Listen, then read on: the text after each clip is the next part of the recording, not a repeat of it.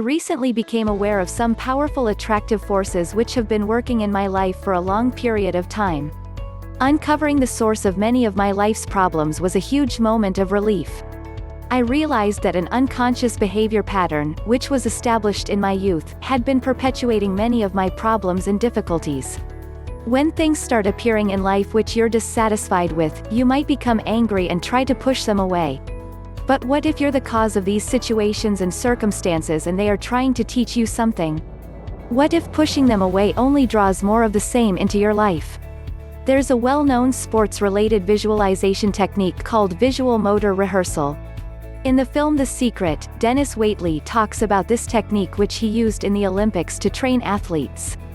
When the athletes were told to rehearse in their minds the action in their sports, the same muscles fired in the same order as they would during an actual physical situation.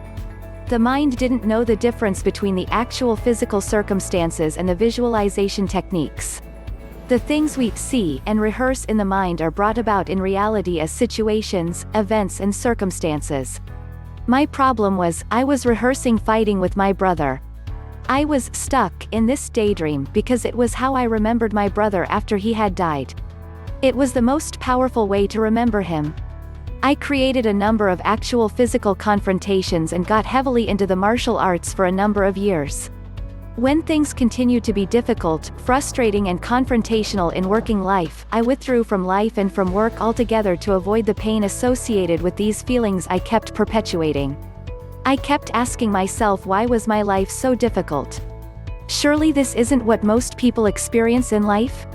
Why was everything so painful and emotionally draining? Once I uncovered this insight into my own mind, I could see the truth of what I was continually creating in life. I was angry and not at peace in my own mind. Therefore I kept perpetuating difficult, traumatic circumstances. I am sure that many people are doing this, creating adversity because it gives their life meaning and importance, in some way. In what ways do you make yourself important at the expense of your peace of mind and happiness? What visual images are you continually thinking about? Many of my daydreams were patterns of thinking which I was unconscious of. It took a lot of pain and insight to stop and really take a close look at my thoughts and emotional habit patterns. I began meditating and quit drinking alcohol. I started spending more time on positive habits and less time with people who reinforced negative and angry emotions within me. This took some time. With regular daily meditation, I became more aware of my thinking processes. When I drifted into a negative thinking pattern, I was able to notice. Whereas for years I must have run these old programs on autopilot. This process was like letting go of who I thought I was.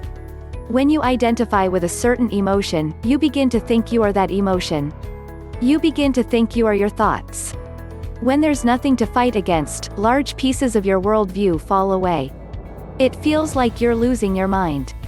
Who are we without our problems and difficulties? They often define us and give us our identity. They give us structure to hold on to. When you become the observer, through learning meditation, you can notice what's going on inside and realize how it controls your life.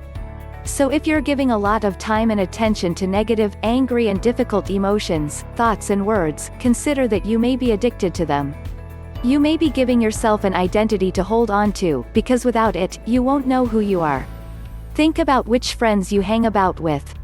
Do you talk about things that annoy and frustrate you?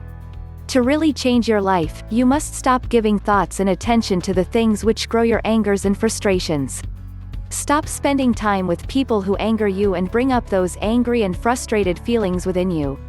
Learn how to meditate and detach yourself from your thinking. Learn to be the silent watcher. There's power in being an observer and not always being the talker who has to engage and react. The law of attraction is a powerful force in life. If we are to learn how to use it properly to create more enjoyment and improve our lives, we must first become more conscious of the thoughts and emotions we are living already. Without this awareness, we will continue to create more difficulties on an unconscious level and blame the law of attraction saying it isn't working. When in fact it does work. You just don't understand how yet.